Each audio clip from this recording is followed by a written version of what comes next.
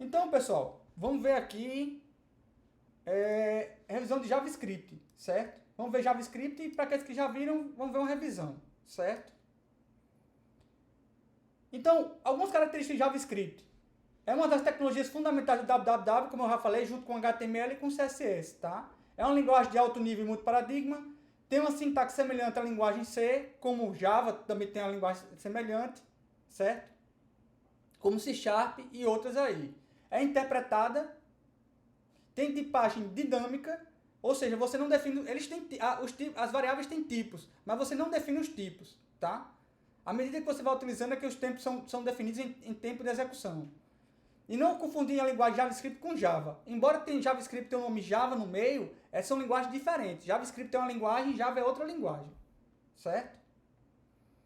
Temos o tipo de dados, que são strings, que são a sequência de caracteres, né? Que são, na verdade, é texto, né? Que podem representar letras, números e outros símbolos. E podem aparecer entre aspas duplas ou simples, tá? Exemplo, José, 27, um ponto, tá? Uma vírgula, entre aspas duplas aqui, ó, uma vírgula, uma string em branco, tá? Que tem um caractere em branco aqui, e uma string vazia, que são os dois caracteres aqui juntos um do outro, tá? Temos exemplo aí, números inteiros, 10, 0, menos 1, 23, 7, 2, 3. Note que não tem ponto, tá? Números inteiros não tem ponto. Ao passo que números reais ou números de ponto flutuante tem ponto, certo? Então 0.0, 10.0, menos 100.0, então menos 13, 14, 15. Então isso aqui são todos números reais, certo?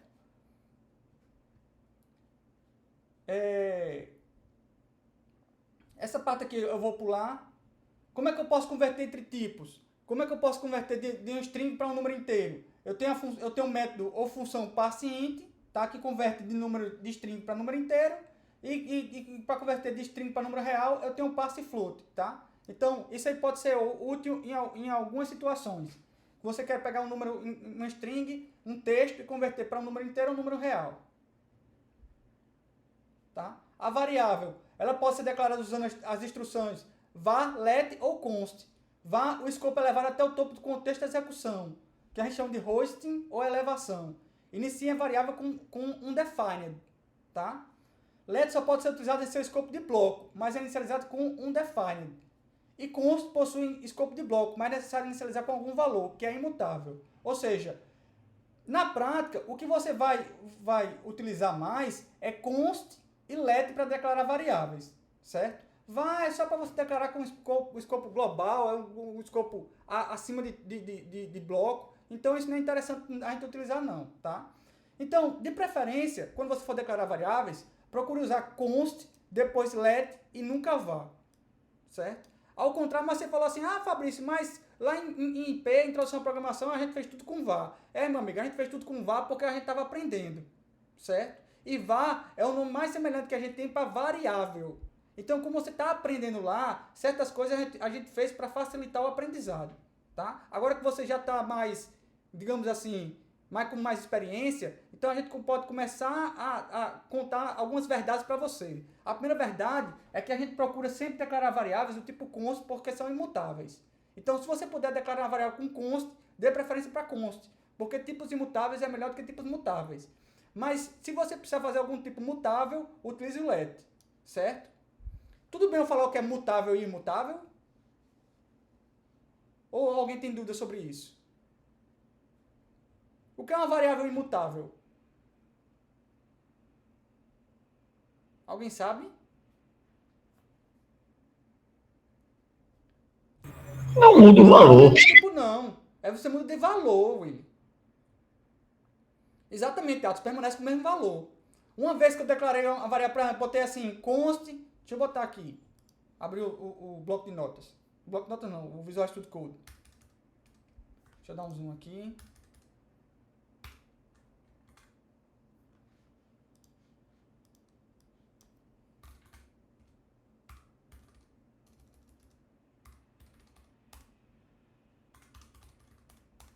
Então, se eu fizer assim, ó, const x igual a 2, certo? E tentar mudar o valor de x, por exemplo, para x para 3, ele dá um erro para mim, certo? Ele não permite eu fazer esse tipo de coisa, tá certo? Por quê? Porque x é declarado como constante, de imutável. X não muda. Tudo bem até aí, gente? Então, uma vez que você colocou um valor nela, você não muda, tá? Mesma coisa para quando você vai referenciar, criar um objeto. Você vai criar um objeto, procure criar um objeto sempre com tipo const. Ou um outro tipo que permita que aquela variável, aquela referência seja imutável, certo? Por exemplo, em Java seria final, né? Você declarar como final alguma variável que vai receber uma referência de um objeto, então procure declarar como final. Certo? Então aí tem uma referência aí para você entender a diferença entre var, let e const no JavaScript, para você se aprofundar mais, tá? Então tem uma referência para você, um artigo aí, para você dar uma lida com mais calma. Certo? Bom, como é que eu armazeno um valor de uma variável? Como eu já mostrei anteriormente, aí agora aqui no Visual Studio Code, a gente usa o operador de atribuição, é o igual, certo? Então tá aqui. Quando você faz const nota 1 igual a 8.5, você está atribuindo a variável nota 1 o valor 8.5 e ele é imutável. Mesma coisa para nome. Você faz const nome igual a Ana Beatriz, você está atribuindo a string Ana Beatriz para a variável nome e ela é o tipo imutável. Let, você faz let idade, 2 pontos e vírgula, e bota idade igual a 32. Aí você declarou uma variável do tipo idade, você botou o valor 32, você pode mudar essa variável aí. Ela pode ser, por exemplo, 50, 40, 38 e assim por diante. Certo? Você pode mudar o valor que você quiser. Certo? Bom, quais são os operadores aritméticos que eu tenho na linguagem JavaScript? Eu tenho o mais ou menos para mais ou menos unário, o símbolo de mais para adição, o menos para subtração, o barra, cuidado para não confundir barra com contrabarra, tá? O barra é deitado para a direita, o contrabarra é deitado para a esquerda. Então, o barra é para divisão, asterisco, multiplicação, tá? O porcentagem é para o resto da divisão e o asterisco, exponenciação. Como assim exponenciação? Por exemplo, se você quiser calcular 2 elevado a 3, que é 8, você faz 2, você faz assim, ó. 2, asterisco, 3. Aí isso aqui é igual a 8, certo? Se eu fizer um x igual a isso aqui, o x vai ser igual a 8, certo? Porque você está pegando 2 e elevando ao cubo, que vai ser 8, tá? Então, asterisco é o de exponenciação, certo? Eu acho que os outros operadores vocês estão acostumados a ver, mas a de exponenciação não é tão comum não, né? Tá certo?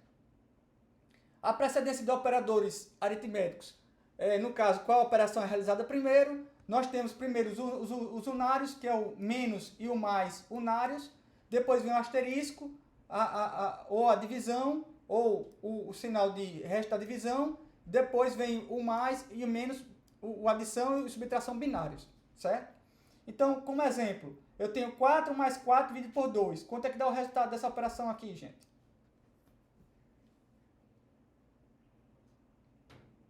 E aí? Vai dividir primeiro, no caso aí, né? Exato, vai dividir primeiro. Por quê? Porque a precedência do operador de divisão é maior do que da adição. Então vai ficar 4 mais... 4, primeiro vai fazer 4 dividido por 2. 4 dividido por 2 é 2. Mais 4 é 6. Certo? E o de baixo? Vai dar quanto? 3, no caso. 3 é isso aí. Certo? Porque você vai fazer 4 dividido por 4, que primeiro eu faço a divisão, mais 2 vai dar 3. Certo? Até aí tranquilo, né? Bom, agora a pergunta que não quer calar é a associatividade dos operadores aritméticos. Dá 2 operadores de mesma precedência, qual operação é realizada primeiro? Por exemplo, 8 dividido por 4 dividido por 2. Quanto é o resultado dessa operação? Primeiro você faz o 8 dividido por 4, depois divide por 2, ou você faz o 4 dividido por 2 para depois dividir por 8? Quanto é que é o resultado desse aqui? Quem me diz aí? Escreve aí no chat aí. Eu quero a resposta. Dá quanto, Atos? Fica 2. Resposta final 2.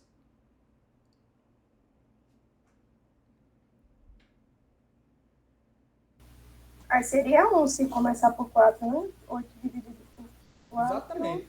A Dá resposta é 2, 2 dividido por 2, 1. Tá? Exatamente. No caso é a direção, né? É a direção, no caso. A direção é da esquerda para a direita. Tá? Como você tem um operador de mesma precedência, a a associatividade deles, a execução deles é da esquerda para a direita.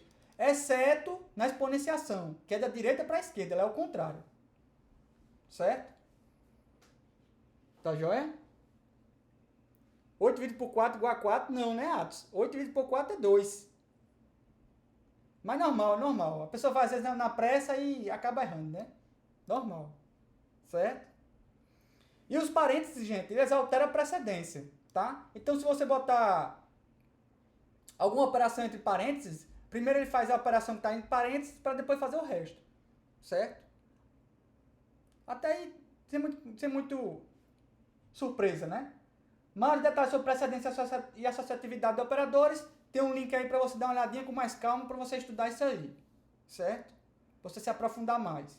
Eu recomendo fortemente você dar uma olhadinha tanto nesse daqui, quanto um artigo que eu falei anteriormente sobre const, let e var. Bem, a gente tem os operadores relacionais e de igualdade. Quais são os operadores relacionais? A gente tem um menor que, maior que, menor ou igual a e maior ou igual a. Tá? Que vai executar de acordo com a comparação se é verdadeiro ou true, né? Você vai comparar dois caras, se for menor que, aí ele é true. Se for... ou pode ser false, né? Dependendo dos operandos que você está realizando a operação, né? Aí exemplos aí. 2 menor que 3 é verdadeiro. Menos 3 maior que 2, aliás, menos 3 maior que menos 2 é falso. Não é isso? A gente sabe que menos 3 é menor que menos 2. 5 maior ou igual que 5, verdadeiro. Não é maior, mas é igual. Certo? 3 menor ou igual que 2 é falso. Certo? 3 não é igual a 2, mas aliás, 3 não é menor que 2, nem é igual. Aí vem agora, começando a ver os detalhezinhos da linguagem JavaScript, certo? Que você pode acabar encontrando por aí. São os operadores de igualdade. Então, a gente viu aí em outras linguagens, que, como por exemplo, como Java, que a gente tem um operador de igual a, que é o sinal de igual a igual. E tem um diferente de, que é o sinal de exclamação igual. Não é isso? Só que em JavaScript ainda existe o 3 iguais e o exclamação 2 iguais. O que é que isso faz o 3 iguais? Ele verifica se é igual a e mesmo tipo de. Ou seja, além de verificar se o conteúdo é igual, ele também verifica se os tipos são iguais. Como assim? Você pode estar comparando número com texto. Tá joia? Por exemplo, vamos dar uns exemplos aqui. Suponha que eu tenho o seguinte, ó. Eu faço assim, ó. 2 igual a 2 em JavaScript. Aí a resposta é, isso aqui vai dar verdadeiro ou falso? Quem arrisca aí? É falso. Porque um é numeral e o outro é string, né? Mas acontece que em JavaScript isso é verdadeiro. Porque não declarou antes, foi? Porque você está comparando um número com um texto, mas o conteúdo deles são o mesmo. Aí, em JavaScript, ele interpreta isso aí como sendo igual. Agora, se você bota três iguais, aí ele vai ser falso. Por quê? Porque embora 2 seja igual a 2 em texto, mas os tipos são diferentes. Um é tipo número e o outro é tipo texto. Deu para entender aí, Camila? Deu sim. Tá certo? Então, ele compara não só o conteúdo, mas compara também os tipos. Tá? Diferentemente disso aqui também, parecido também é o diferente, tá? Se você tiver alguma coisa assim, por exemplo, 3 diferente igual a... Deixa eu botar 3 aqui assim. Aliás.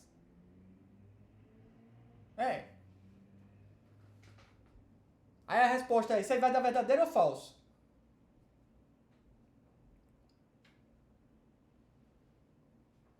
E aí? É o sendo verdadeiro. Não tem mais nada. E aí?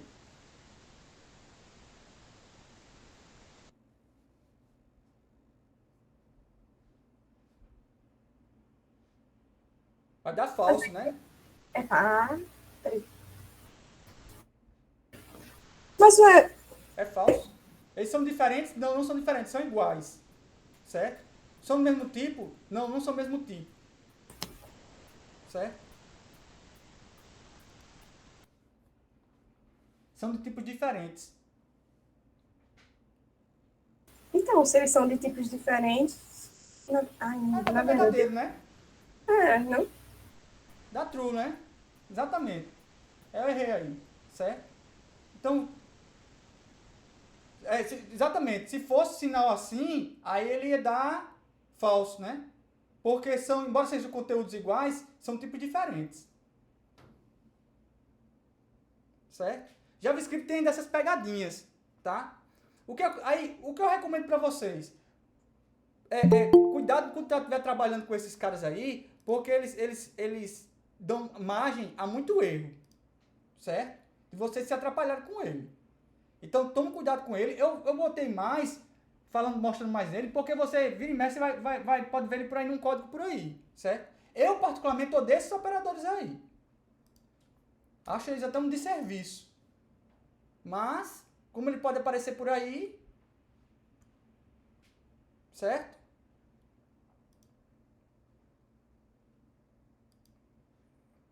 Aliás, deixa eu testar aqui.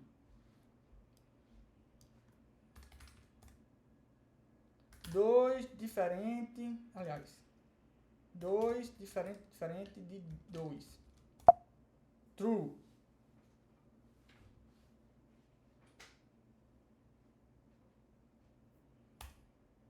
Certo? 2 diferente igual de 2. Ó, falso. A pergunta, é melhor usar alguma função para comparar, tipo equals do Java? Boa pergunta, viu, Atos? Boa pergunta. Eu acho melhor você transformar o tipo e depois você comparar. Certo? Você converte o tipo, aí você pode usar o passe int ou passe float para poder converter e para poder comparar. Certo? Por exemplo, se você estiver fazendo assim, ó, 2 é igual a passe int passando 2. Então, dado verdadeiro, ó. Tá vendo aí?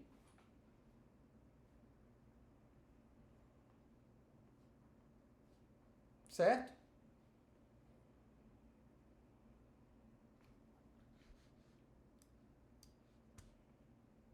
Tá joia? E aí? Vamos seguindo. Aí tem alguns exemplos de operador de igualdade, aí você testa aí com mais calma aí no seu navegador, certo? Para você ver com mais calma, tá? Só adiantando aqui, ó, só para você ver. Ó, por exemplo, 2 igual com 2. Ele vai retornar falso. Porque embora sejam o mesmo conteúdo, são tipos diferentes. Certo?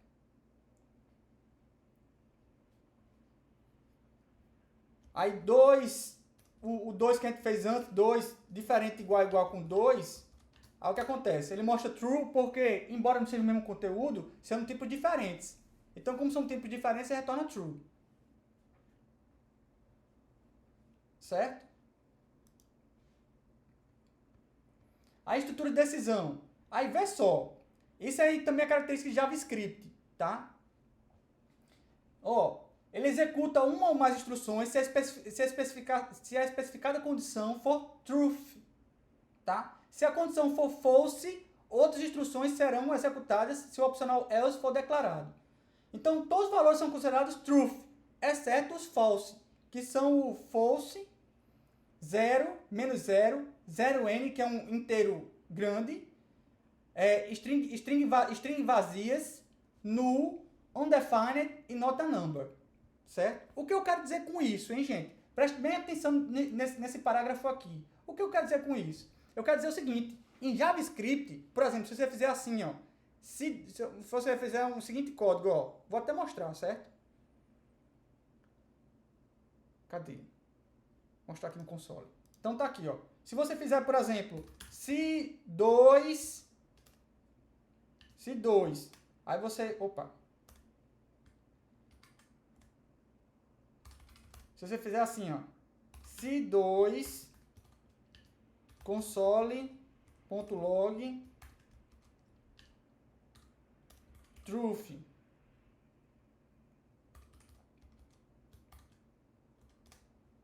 Certo?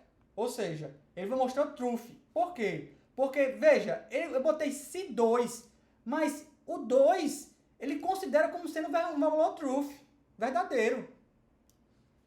Certo? Ou seja, o que eu quero dizer com esse parágrafo aqui? JavaScript considera qualquer coisa como sendo truth, exceto esses valores aqui. Ou seja, false, 0, menos 0, 0n, string vazia, null, undefined, not a number. Ternário em JavaScript segue a mesma sintaxe do Java? Sim, Willy. Tem a mesma sintaxe. Agora, aqui entre nós, viu? Eu não recomendo utilizar o operador ternário, não. Por que não recomendo o operador ternário? Tanto é que eu nem mostro aqui. Eu não recomendo o operador ternário porque, embora eu saiba que em código de web ele é muito utilizado. Mas eu não recomendo usar o operador ternário. Por quê? Porque ele é difícil de entender. Ele é fácil de você confundir ele. De você se atrapalhar com ele. Certo? Tá joia? Aí eu não recomendo utilizar o operador ternário, nem Java, nem JavaScript. Nenhuma das duas. Tá certo? Então dá para entender aí, gente? Então se você tiver false, 0, menos 0, 0n, string vazia, null, undefined ou not a number, isso tudo são valores JavaScript interpreta como sendo falso. Tá? Então muito cuidado com isso. Muito cuidado com isso. Certo? Às vezes você vai verificar se uma string não vazia. Aí você acaba passando uma string que contém alguma coisa. Uma string que contém alguma coisa, ele vai entender como sendo string preenchida. Então para ele vai ser como sendo truth. Certo? Não vai ser como false. Certo? Então, temos o if else aí, que a instrução é muito parecida com Java, certo? É if, abre parênteses, aí bota condição, fecha parênteses, instrução. Ou você bota um else, que o else é opcional. Tá certo? Aí temos aí um if else com múltiplas instruções, que nem você faz no Java também, para simbolizar um conjunto de instruções. Você bota um abre e fecha chaves. Tá certo? Eu tô muito rápido, gente. Eu tô na velocidade boa. Tá boa, né, William? Mas é porque tu conhece JavaScript, né? Eu tô preocupado com quem não conhece. Seu Adimar, tá na velocidade boa, seu Adimar? Tá normal. Tá normal, tá dando pra pegar direitinho, tá? Entendi aquela parte do. É bom dar um exemplo do truth, né? Com um exemplo, né? Você quer mais Aí, exemplos? é como usar o if e o truth, né? Truth. Não, ó, o truth é porque é o seguinte, olha. Pense no true, no verdadeiro, certo? É como se fosse verdadeiro, tá? Só que ele chama truth, por quê? Porque para ele, verdadeiro é qualquer coisa que não seja false. Ok, ele não declara nada, não. É só uma false? condição. Eu Porque boto. tem um Eu falso. entendi, Eu não posso entendi chamar agora. só de falso. Entendi agora. Se Edmar é brasileiro, ele entende como verdadeiro. É o true. Pronto. É Exato, isso? exato. Beleza. Agora, se for um desses valores aqui, ele vai entender tudo como falso, entendeu? Ok. Tá certo? Beleza. Aí tem um exemplo aí de como você pode fazer para você um programinha para calcular a média de duas notas e mostrar na tela se o estudante está aprovado ou reprovado, tá? Aí vê só que interessante. Existe essa função aqui que é a document.write, tá? Esse document aqui, .write, o que é que ele faz? Esse document representa a página HTML do seu site, certo? Então, quando você faz document.write, você está escrevendo na tela do seu browser. Tá joia? Então, você pode mesclar isso aqui com texto com tags também HTML. Deixa eu dar um exemplo aqui para vocês verem como é que funciona isso aí, certo? Tá aqui, ó. Se eu fizer assim, ó, document.write, teste. eu vou escrever aqui, ó.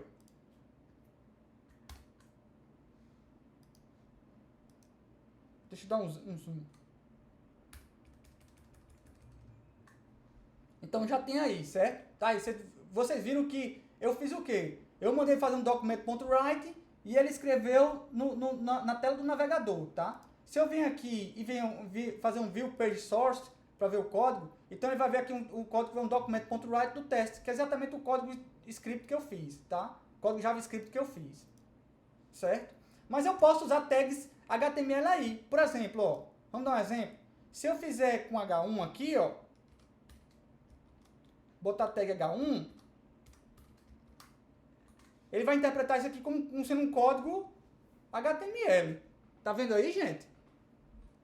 Então, existe essa ponte aí entre código JavaScript e o código HTML? Tem sim. E uma dessas pontes que eu posso utilizar é o meu amigo documento.write aí. Tá joia? Para interagir um com o outro. Perfeito, gente. Willy, fica mais leve imprimir na página usando HTML. Como assim, Willy?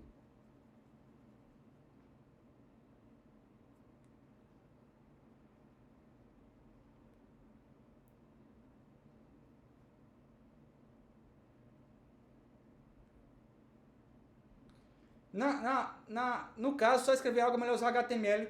Depende, Willy. Porque é o seguinte, se você for usar o documento.write, é porque você quer escrever alguma coisa dinamicamente, né? HTML você vai escrever estaticamente. Deu para entender a diferença? Por exemplo, vamos dar um exemplo para ficar mais claro. Você pode fazer um negócio assim, ó.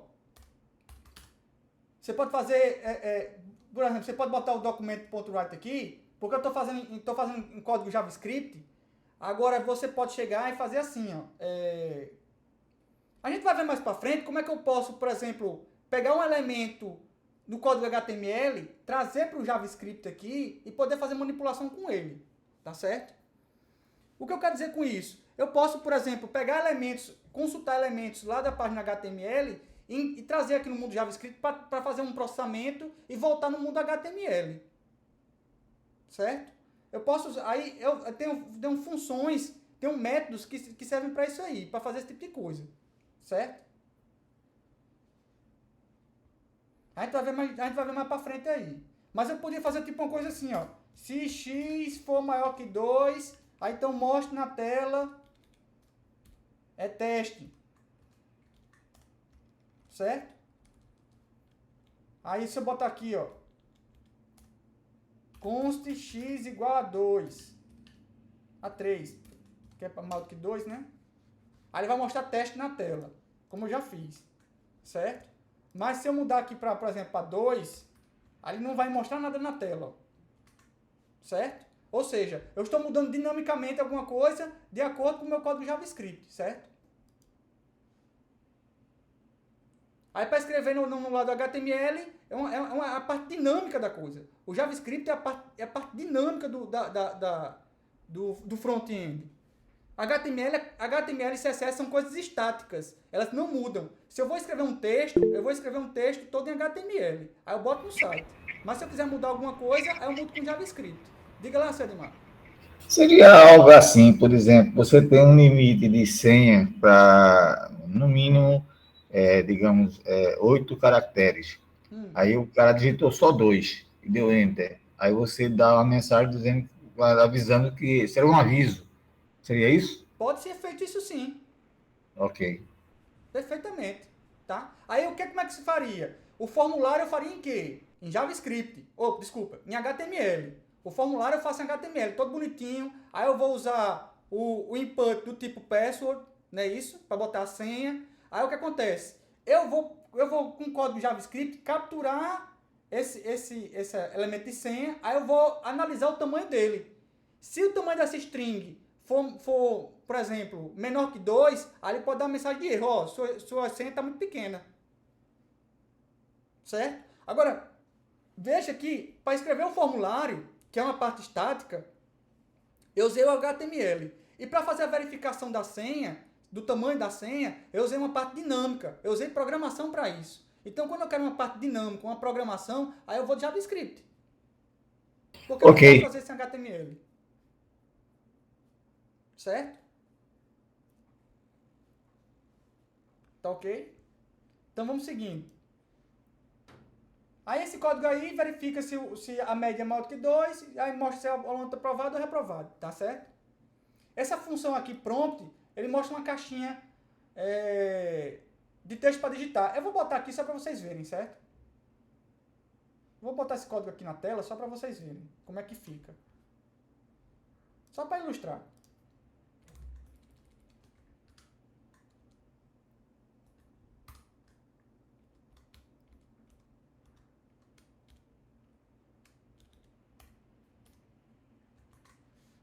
Então tá aqui, ó.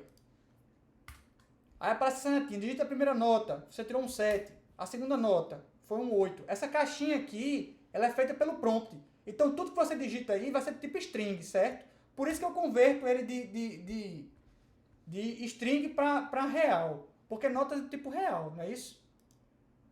Tá certo? Então, prompt me dá uma string, eu converto com passe float para número real e armazeno a variável nota 1. A mesma coisa para nota 2. Calcula a média, né, isso das notas, e usa um if else para verificar se a média é maior ou igual que 6 ou não.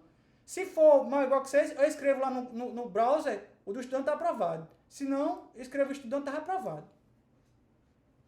Certo? Até aí não tem muito segredo não, né, gente? Tá tranquilo? Dúvidas?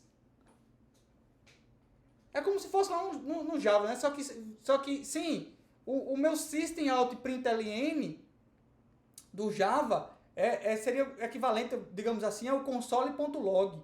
Mas console.log é porque não é mostrado aqui na tela do browser, tá? Não é mostrado na tela do navegador. Aí, ao passo que document.write é mostrado na tela do navegador.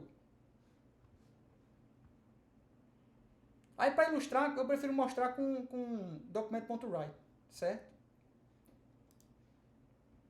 Aí temos o if else aninhado, que eu posso mostrar, fazer o if e else, um if dentro de outro if, dentro de outro if, dentro de outro if e assim por diante, não é isso? Isso aí vocês já viram em outras linguagens de programação, né? Que eu posso ver no caso aqui, nesse exemplo aqui, de if else aninhado, eu quero verificar se a quantidade de faltas é menor ou igual que 15, porque o aluno só é aprovado se a quantidade de faltas dele for menor que 15 e a média dele for maior que 6. Se for, aí o estudante é aprovado. Se não, o estudante está reprovado. Porque embora ele tenha a quantidade de faltas menor que 15, a média não atingiu a média, então ele está reprovado. Agora, se a quantidade de falta dele for maior que 15, aí automaticamente ele está reprovado por falta. Certo? Isso é só um exemplo, tá? Só estou ilustrando. Não é que seja assim no seu curso não, tá? Isso é só um exemplo. Aí temos o if, else, que é a mesma coisa do Java. Tá certo? Aqui é para verificar, dado que o usuário vai informar o dia da semana, mostrar na tela, se ele digitou o número 1, vai mostrar segunda-feira. Se for digitado o número 2, terça-feira e assim por diante. Certo?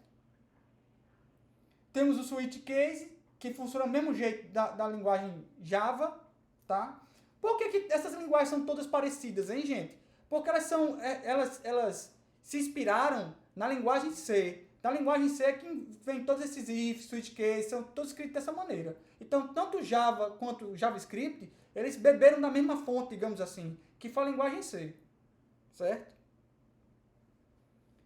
Temos como exemplo aí o switch case aí, que eu convido vocês para depois executar com mais calma o switch case, para vocês verem que ele vai executar a mesma coisa, da mesma forma que Java.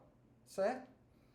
Temos aí os operadores lógicos, que eles obedecem de acordo com a tabela verdade, que nem na linguagem Java também. Certo?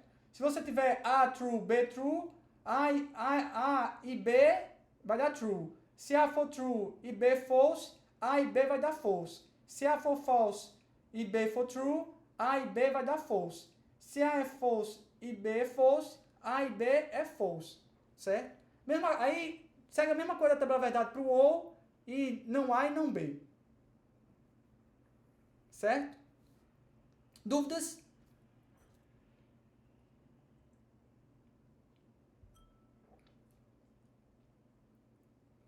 Então, o que é que você pode tirar da tabela verdade? Se você tiver o e, o and, ele só será true se todas as sentenças forem true. Se você tiver ou, ele só será false se todas as sentenças forem false, tá? E se você tiver um não, ele inverte a sentença. Ou seja, o que é true vira false, o que é false vira true. Tá?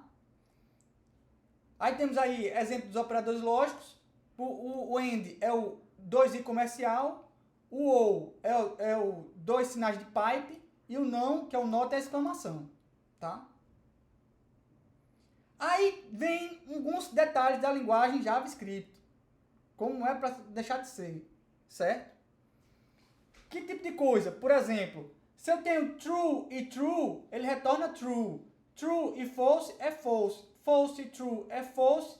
False e 3 igual a 4 é false. Então, false e false é igual a false. Agora, se você tem alguma coisa como gato e cão, ele retorna cão.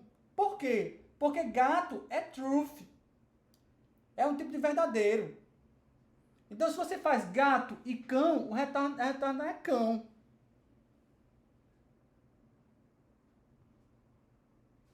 Estranho isso, né? Eu estou mostrando essas coisas porque essas coisas podem aparecer, certo? False e qualquer coisa é falso. Aí por isso que ele retorna false.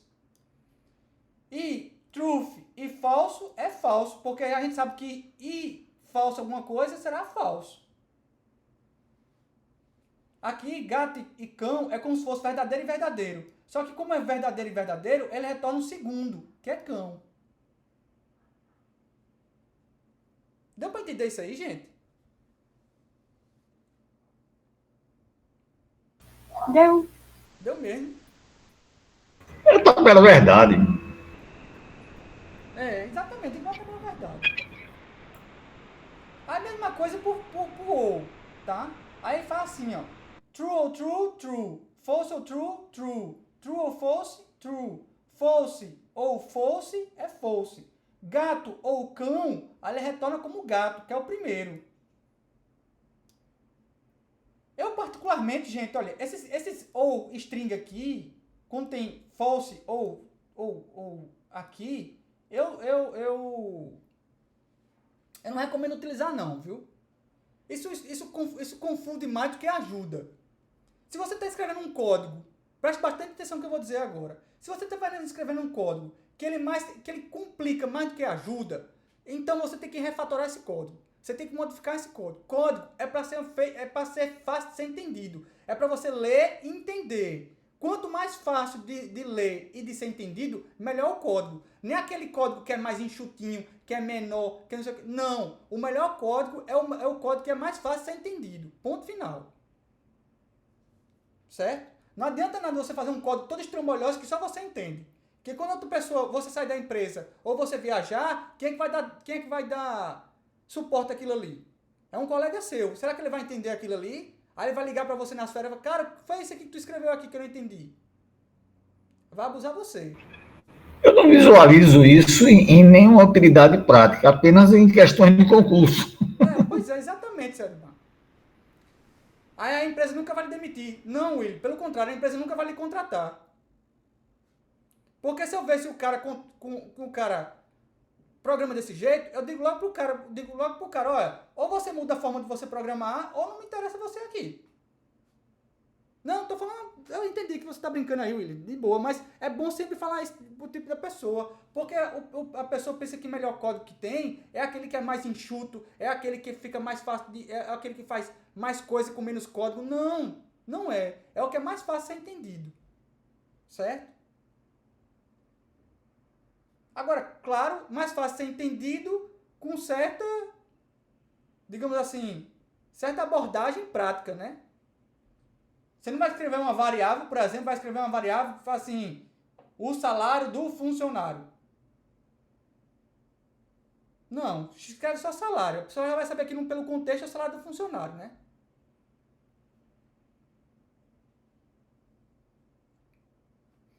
Então, não true retorna false, não false retorna true, e não gato, que é true, retorna false. Certo?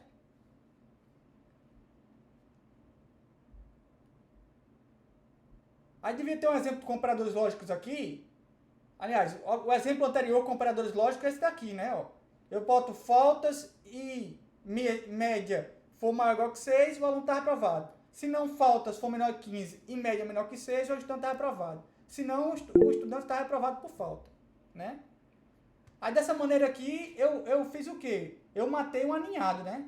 Eu tinha if em cima, dentro de if, que eu posso ter dentro de if, dentro de if, dentro de if. Eu posso matar isso aí usando operadores lógicos, certo? Tá joia? Professor, Oi.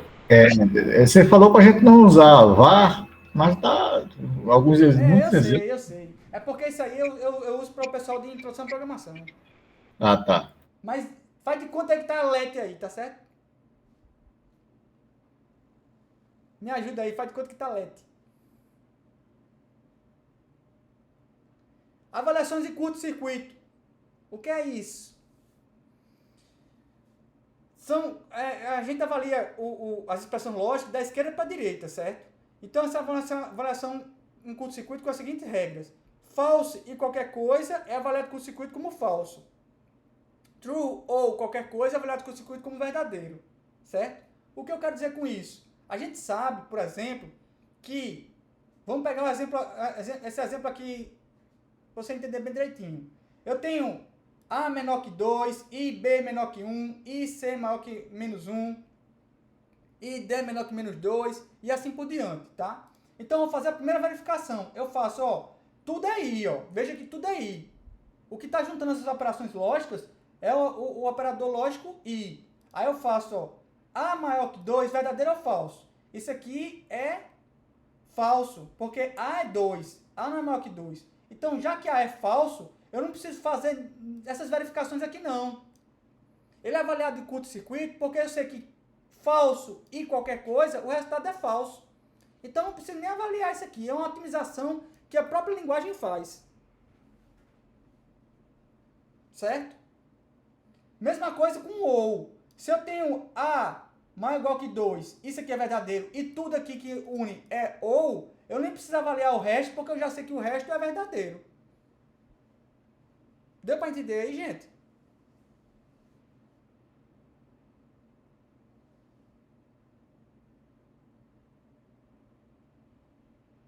E aí? Alguma coisa?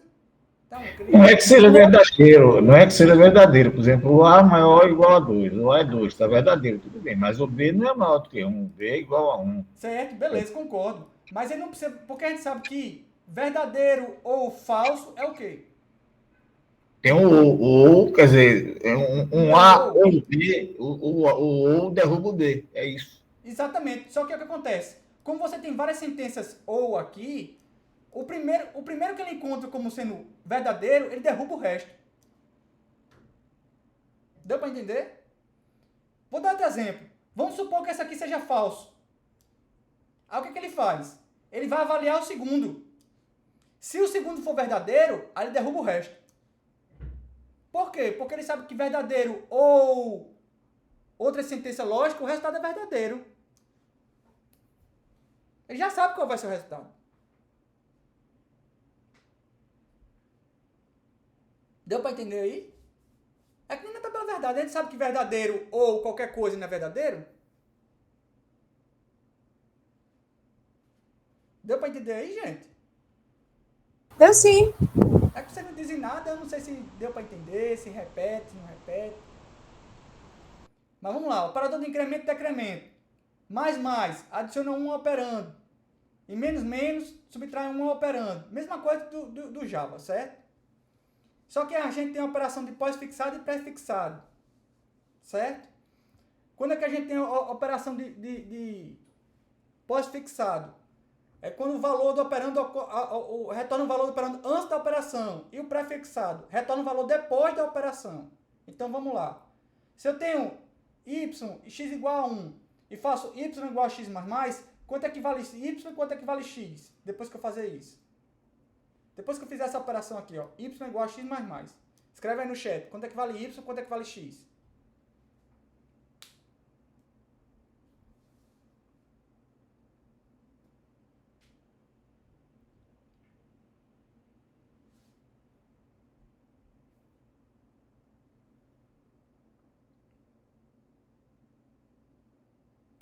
o valor do y inicial?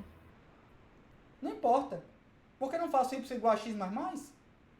Eu vou adicionar o valor de y aqui.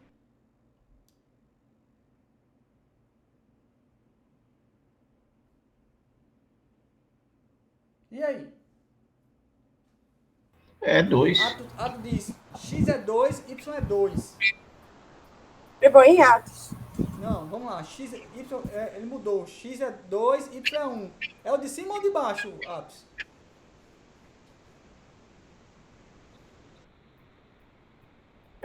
Everton diz que y é 2 e x é 1.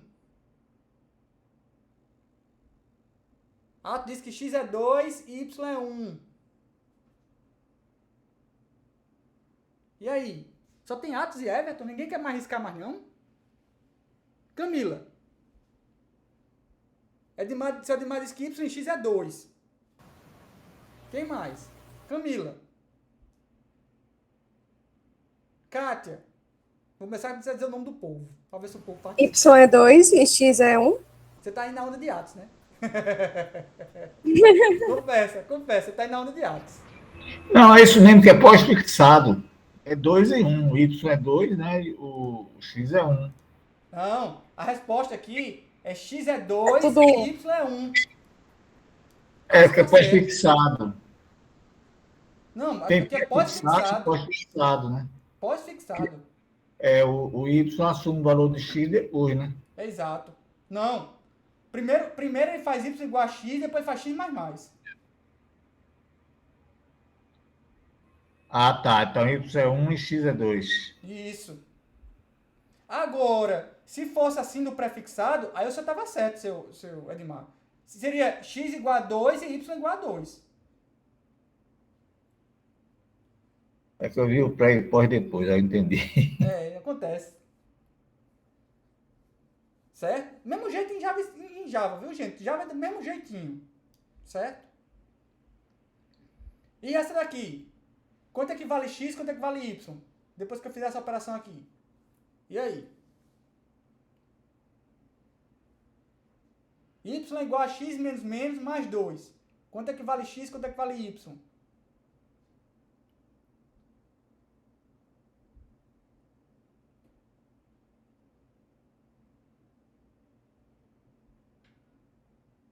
E aí?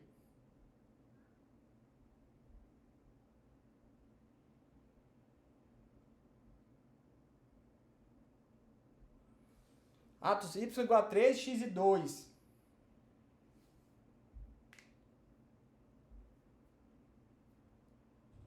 Se eu tomar y igual a 0. E x é igual a quanto, Sedmar? X é 2, é? Vocês não estão tentando por uma coisa, viu? Olha, é x menos menos. Então o X vai ficar 0 nesse cálculo daí. Então, x vai ser 0. Quando eu fizer x igual a 1, depois x menos menos, x vai ser 0. Ele vai subtrair 1 de x. Agora a pergunta é quanto é que vai ser y? Vai ser 2 ou vai ser 3? Não, vai ser 2. Não, vai ser 2, porque ele está recebendo, né? O y vai ser 2?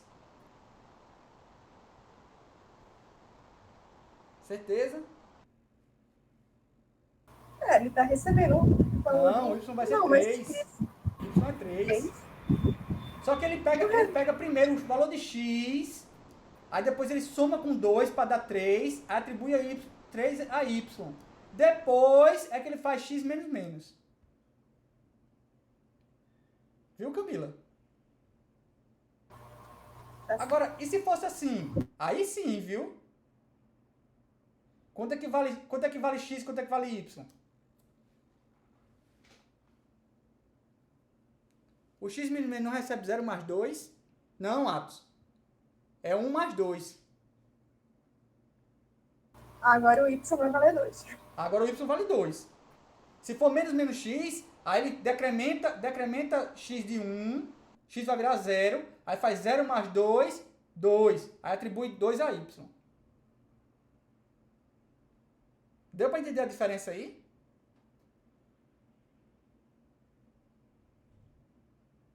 Deu sim. Deu, não foi? Deu. Perfeito. Estrutura de repetição. Aí a gente tem o famoso for, while e do while. Mesmo jeito que a gente tem lá no Java, certo? Então, for aparentes, temos o componente inicial, o passo inicial, dois pontos, condição, ponto e vírgula, incremento, aí fecha parênteses, abre chaves e as instruções que vão ser repetidas dentro do for, certo? Aí a instrução inicial é inicializada e se for possível vai ser executada. A expressão 2 é a condição, ela vai avaliada. Se o resultado for verdadeiro, aí ele vai executar as instruções de repetição, depois ele passa para o incremento, certo? E fica nessa condição. E depois a condição é reavaliada. Se continuar sendo verdadeira, executa as instruções, vai para o incremento. Se a condição ainda for verdadeira, executa as instruções, depois o incremento. Se a condição for falsa, aí ele para de executar as instruções, certo? Ele fica no loop condição, instruções, incremento. Condição, instruções, incremento, certo? Então temos exemplo aí, ó. Mostrar na tela 10 vezes seu nome. Então temos seria no caso let aqui, né? Let, contador igual a 0, ponto e vírgula, contador menor que 10, contador mais. Faça documento.write Fabrício. Ele mostra 10 vezes o nome na tela, certo? Mostrar os números pares de 2 a 10. Então começa com número igual a 2, número menor igual que 100, mostra o número na tela, passa o incremento igual a número mais 2, tá? Aí esse incremento daqui, ele vai pular de 2 em 2. Começa com 2, depois 4, depois 6, depois 8, depois 10, até 100, certo? Mostrar na tela de 1 a 100, de 1 até N, em que N é informado pelo usuário. Então, eu peço para o usuário digitar um número inteiro N, aí eu faço var i igual a 1, enquanto i for menor ou igual que N, faça a soma igual a soma mais 1, i mais, aí ele reavalia a condição, enquanto se a condição for verdadeira, ele faz soma igual a soma mais i. Então, ele vai somando todos os números, a partir do 1, faz 1, mais 2, mais 3, mais 4, mais 5, mais 6, até o valor de N. Tudo bem até aí, gente? Alguma dúvida? Mesma coisa do Java, né? While, mesma coisa. É while, condição, as instruções. Enquanto a condição for avaliada como verdadeira, executa as instruções que estão dentro do while. Aí tem um exemplo parecido com o while, que é parecido com o for, né? Que o que o for faz, o while também faz. Pode fazer. Certo? Então, while faço um variável contador igual a 0, enquanto o contador for menor que 10, mostro na tela Fabrício, contador mais. Aí mostra os números pares de 2 a 100 com while e soma os números de 1 até n quando ele é informado pelo usuário usando while. Nesse caso aqui, essa variável soma aqui, ela é conhecida como variável acumuladora, não é isso? O do while, ele executa as instruções uma única vez, para depois avaliar essa condição aqui, certo? Se a condição for verdadeira, ela executa as instruções novamente. Ele vai ficar fazendo isso até a condição for falsa. Quando for falsa, ele para de executar as instruções que estão dentro do do, certo? Qual a diferença do do while para o while? As instruções que estão no corpo do while são executadas uma vez, pelo menos uma vez, antes de avaliar a condição. Enquanto no while, primeiro ele avalia a condição, para depois repetir as instruções. Certo? Um exemplo de do while aí. Eu quero que o usuário digite um valor entre 1 e 6. Como é que eu posso avaliar isso? Eu crio uma variável aqui, um let num, faço num igual a parsint, pronto, digito o valor entre 1 e 6. Aí eu faço while enquanto num for menor que 1 ou num maior que 6. Aí eu vou repetindo esse valor aqui até que o usuário digite um valor que seja entre 1 e 6. Certo? Incluso 1, incluso 6. Que aí essa condição aqui será falso, tá certo? Num é menor que 1, não é menor que 1. Vamos supor que o cara digitou 2. 2 é menor que 1, falso. E num é maior que 6, também é falso, né? Porque ele digitou 2. Então, sendo falso ou falso, o resultado é falso e ele para de repetir o do while aqui. Para interromper uma instrução de repetição, eu posso usar o break ou o return. Tá certo?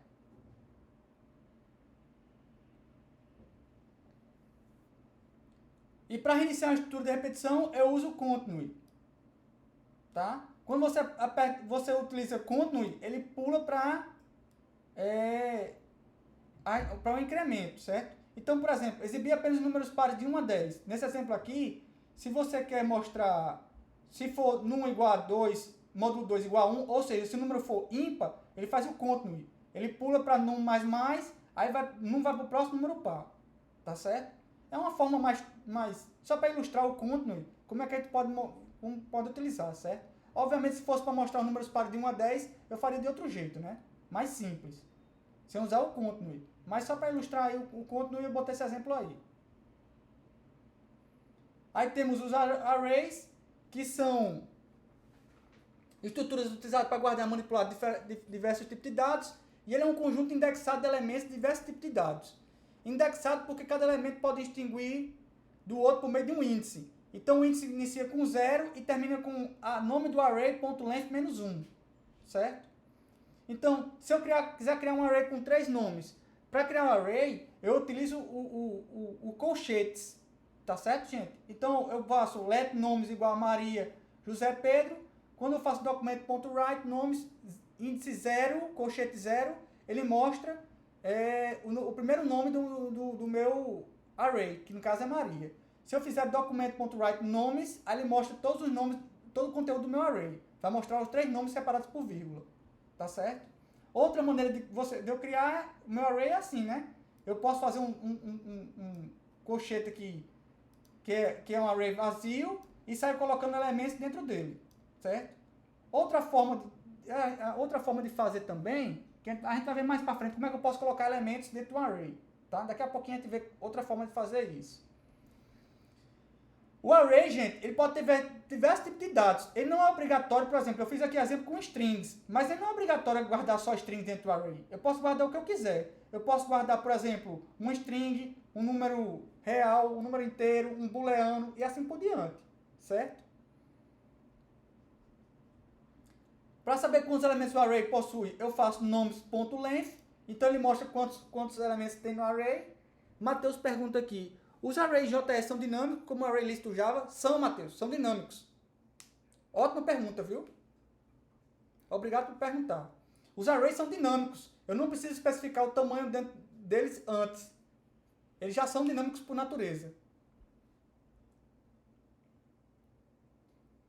O primeiro elemento do array é nomes, abre colchetes 0, fecha colchete, né? Esse é o primeiro elemento do meu array. E o último elemento do array é nomes, ponto, abre colchete, nomes, abre colchete, nomes.length menos 1, fecha colchete. Que nem no Java, né, gente?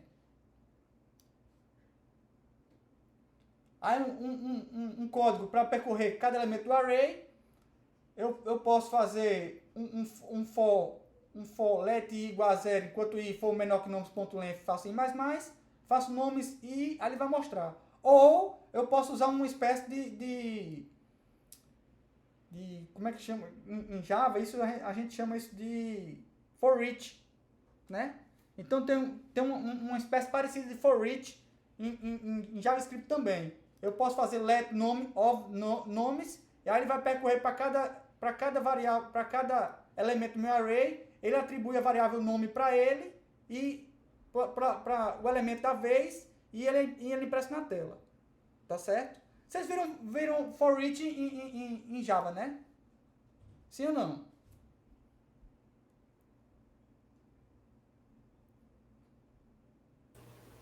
Sim. Sim, né? Pronto. Então é uma forma para fazer for each em Java, tá?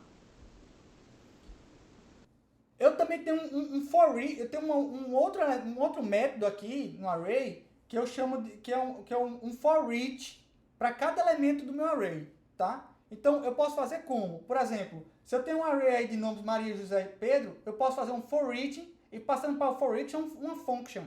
Então, essa minha function, ela recebe um item, um índice e o meu array, tá?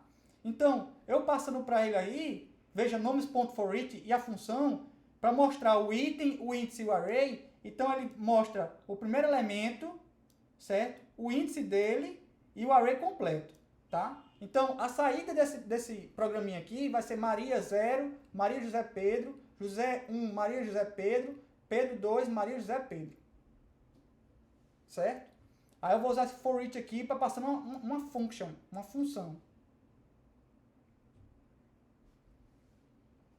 Para adicionar um item no final do array, eu posso usar nomes.push, tá? É um método do meu array, que eu posso adicionar elementos no final do array, e posso usar um unshift para adicionar itens no início do array, certo? Para remover um item no final do array, eu posso usar pop, tá? Ele vai remover um item no final do array, e para remover no início do array, eu posso usar o shift, certo? Então eu faço nomes, ele retorna, desculpe, no caso do pop, ele retorna o elemento que foi removido, tá? No caso, o último. E no caso do shift, ele vai retornar também o elemento que foi removido. No caso, o primeiro elemento removido. Para procurar um índice de um item no array, por exemplo, eu passo eu tenho um array nomes Maria José Pedro, faço nomes.indexOf, passando o elemento que eu quero, então ele vai retornar a posição daquele elemento no meu array. Certo? Para remover no meio, Atos pergunta, não tem não, Atos.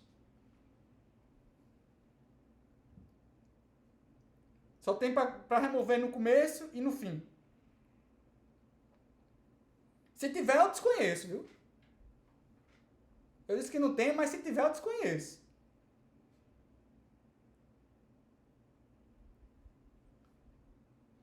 Para combinar os elementos do array numa string, eu posso usar o join, tá? Então, se eu pegar os elementos, por exemplo, Maria, José e Pedro, e fazer nomes.join, passando uma string aqui, ele vai concatenar todos os elementos com esse elemento que eu passei aqui como string aqui, no meio de cada elemento, certo? Eu posso combinar dois arrays em um, eu uso o método concat para concatenar um array em outro elemento, e posso dividir um array em uma string, no caso, em um array de substrings. Aí eu uso quem? O método split na string, tá? Então, se eu fizer nome.split, passando um espaço em branco, ele vai criar um array de palavras. No caso, você mandar passar Maria da Silva Sauro, passando como espaço aqui o split, ó, quebre no espaço em branco. Então, ele vai criar Maria da Silva Sauro. Um array de strings. Certo?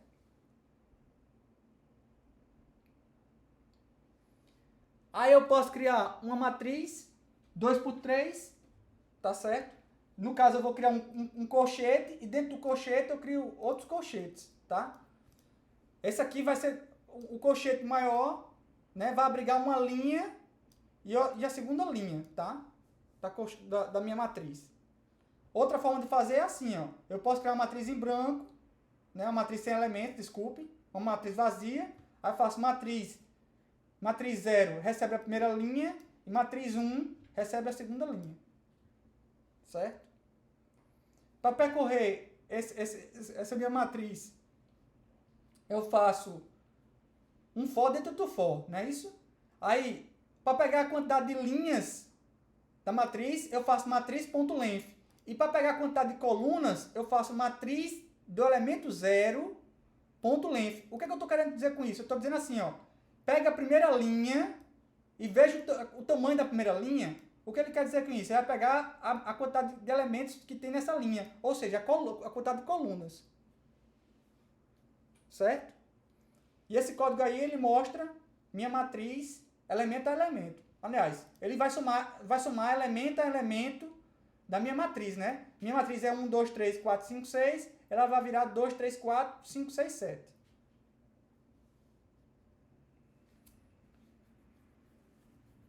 Com esse código daí, eu posso criar uma matriz 2x3 com números inteiros informados pelo usuário, certo? Então, tem uma matriz aqui que eu criei vazia.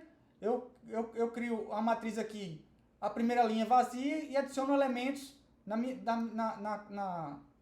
linha da minha matriz, Tá certo? O próximo assunto é funções e procedimentos. Função, ele encapsula um código que será invocado por qualquer outro trecho do programa. Aí a vantagem, resulta em códigos mais fáceis de serem entendidos, simplifica o código, pois quebra o programa maior em outros menores, reduz a incidência de erros de programação. Tá? Qual é a sintaxe de uma função em JavaScript? Eu uso a palavra reservada function, passando o nome da função, abre parênteses e os parâmetros que tem. Veja que os parâmetros não têm tipo não, tá? Você tem que saber qual é o tipo de cada parâmetro, viu? Cuidado com isso. Você pode estar passando uma string aí, esperando que seja um número, ou vice-versa. Ou passando um objeto, sei lá, ou passando um array, cuidado com isso. Certo? Isso é uma das coisas que eu acho ruim em JavaScript, né? Que ela é fracamente tipada, né? Os tipos são dinâmicos. E tem um return com o resultado da operação, né? Isso é o que declara uma function. Certo? Aí tem uma função aqui para calcular a média de 3 notas. Eu declaro function média, passo nota 1, nota 2, nota 3. Dentro da função média, eu somo as 3 notas e retorno a soma dividido por 3. Não é isso? Posso fazer isso para calcular um conjunto de notas, no caso um array. Então, eu faço uma function média passando um array de notas. Faço a variável soma igual a 0. Percorro todos os elementos do meu array de notas, somando elemento a elemento, né? Elemento a elemento com notas i. Eu podia ter feito um for each aqui também, mas eu fiz assim, até para a gente treinar um pouco a sintaxe. Aí faço a soma dividido por notas.length, que é a quantidade de notas que eu tenho no meu array, não é isso? Aí essa função vai me dar a média das notas. Aqui um exemplo de como eu posso fazer para ler um número inteiro informado pelo usuário. Eu tenho a função ler inteiro, que essa função aí, eu passo uma mensagem para ela e ela vai retornar um número inteiro de acordo com a mensagem que foi informada aqui, certo? Para calcular o fatorial do número, tem um exemplo aí. Eu tenho a função fatorial que eu passo um número e ele retorna o fatorial daquele número, né? Por exemplo, se eu faço o fatorial de 0, ele retorna 0. Se eu faço, 1. Se eu faço fatorial de 5, ele vai me retornar... Quanto é? 720, é? Acho que é, né? Ó, e procedimento. Procedimento é o mesmo esquema. Eu faço um function, o nome da função. Qual a diferença da função do procedimento? Que no procedimento eu não tenho um return. Aliás, eu posso ter um return, mas é um return sem valor, tá? Eu não faço return com alguma coisa. Eu posso ter um return, somente return ponto e vírgula, mas eu não tenho um return valor, tá? É uma função que não retorna nada. Então, uma função que não retorna nada é um procedimento, certo? Aí temos um procedimento aí para escrever uma mensagem na tela, uma quebra de linha, que no caso é o BR. Aí vai usar o document.write para escrever na tela, na mensagem. Temos o conceito de função recursiva, que funciona igualzinho em qualquer linguagem de programação, certo? E o que é uma função recursiva? É uma função que invoca ela mesma e apresenta o mesmo resultado numa versão não recursiva. Tá? Qual é a vantagem de uma função recursiva? Ela apresenta um código menor e mais simples de ser entendido. Mas para você ter uma função recursiva, você precisa preencher 2 requisitos. O primeiro é ter a condição de parada. E o segundo é chamar assim mesmo no bloco do código dentro da função, seja direta ou indiretamente. Tá? Você pode ter chamado direta ou diretamente. Por exemplo, o fatorial do número aqui, eu estou chamando diretamente ela. Ó. Qual é a função de condição de parada? Se número for igual a 0, ele retorna 1. Se não, retorna num vezes fatorial no menos 1, o número menos ele. Tá? Então, esse código daqui é a mesma coisa do que a versão não recursiva que a gente viu anteriormente. Certo? Só que ele executa de uma maneira recursiva. Só que o resultado é o mesmo. Alguém quer dizer alguma coisa? Sou eu. Em C, nós temos dois status de função, né? 2 aplicações. A primeira, você define a função. Você bota a function, bota o nome da função, e as instruções que compõem essa função. É botar no finalzinho, se não me engano, do programa.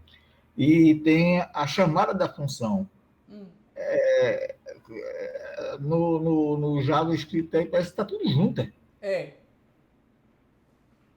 Se eu quiser usar uma função, primeiro declaro ela e depois utilizo. É a mesma coisa do C, então? Não, mas é porque o C você pode declarar em outro lugar, né? Aí em É, JavaScript também, você pode declarar em outro arquivo, aí você dá um import nele, entendeu? entendi. Ok. Certo? Aí temos as referências aí para funções recursivas. E é justamente esse assunto que a gente vai falar, o módulo. Como é que eu faço para fazer um módulo em JavaScript? Então, módulo é um conjunto de funções e procedimentos organizados em arquivos que permitem aumentar a capacidade da linguagem de programação. Tá? JavaScript possui várias maneiras de criar módulos, mas a mais simples é adicionar as funções e procedimentos em um arquivo com extensão JS, que é JavaScript, e carregar no arquivo HTML, utilizando a tag script para isso. Então, a sintaxe é script src igual arquivo JS barra script, e você carrega esse arquivo aqui de módulos no seu arquivo HTML, certo? Aí temos como exemplo, eu posso declarar várias funções para tratamento de arrays num arquivo chamado array.js e adiciono o script.src JS para carregar esse módulo aí, certo? Então todas as funções e procedimentos que estão contidos em array.js vai valer para um novo arquivo JS ou para um arquivo HTML, certo? Temos o conceito de exceção, que é o mesmo lá do Java, que é um mecanismo para tratamento de erros, interrompe o fluxo normal de execução de um programa. Uma exceção é lançada para indicar quando o erro aconteceu. Permite que o programa tente se recuperar do erro e exibir uma mensagem de erro ou tentar corrigir o erro e continuar a execução. Então temos, para lançar uma exceção, a gente usa throw, a expressão em que a expressão especifica o valor da exceção. Exemplo, throw, isto é um erro, uma string, throw 42 ou throw um objeto erro com uma mensagem de erro, certo? Como exemplo de exceção, temos aqui, por exemplo, uma função chamada divide x por y.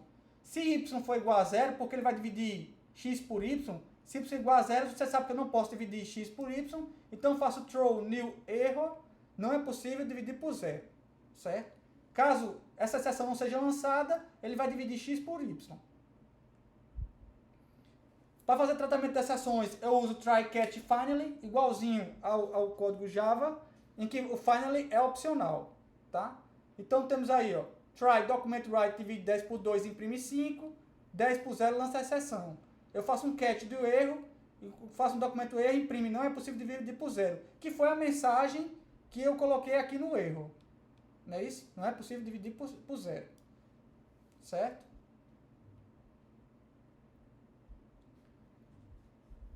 O try, ele vai tentar executar algumas instruções. O catch, se der algum erro, vai capturar a exceção, né? Se der algum erro, faça alguma coisa, como escrever o erro em um log ou mostrar alguma mensagem de erro. E o final libera algum recurso. Por exemplo, se no try você abrir uma conexão, você tem que fechar essa conexão com o banco de dados. Se você abriu algum arquivo no try, você tem que fechar esse arquivo, certo? Sempre que você alocar algum recurso, você tem que liberar o recurso, certo? Que tenha dado certo, tenha dado errado. Aí, essa interação com o usuário, eu vou deixar para guardar para a próxima aula, tá? Que é justamente como é que a gente pode mesclar o JavaScript com Java, com HTML, desculpe. Certo? Beleza, gente? Alguma dúvida até aí? Vou parar aqui em entrada de dados, tá certo? É semelhante ao C, deu para pegar bem. É parecido com C, não com C, porque C não tem, por exemplo, try catch, não tem exceção em C, certo? Agora, case, não vi case aí. Switch case tem. Tá aqui, ó. Eu não vi, não. Tem. Passei batido. Tá aqui, ó. Tá lá em estrutura de Switch, decisão. né? Tá aqui, ó. Cadê a estrutura de decisão? Operador lógico. Tá pra cá, peraí.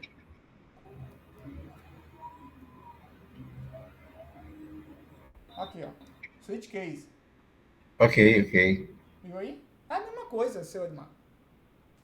Que eu uso muito isso aí para fazer menu, né? É. A gente usa do while é isso aí, né? Certo? Alguma dúvida aí, gente?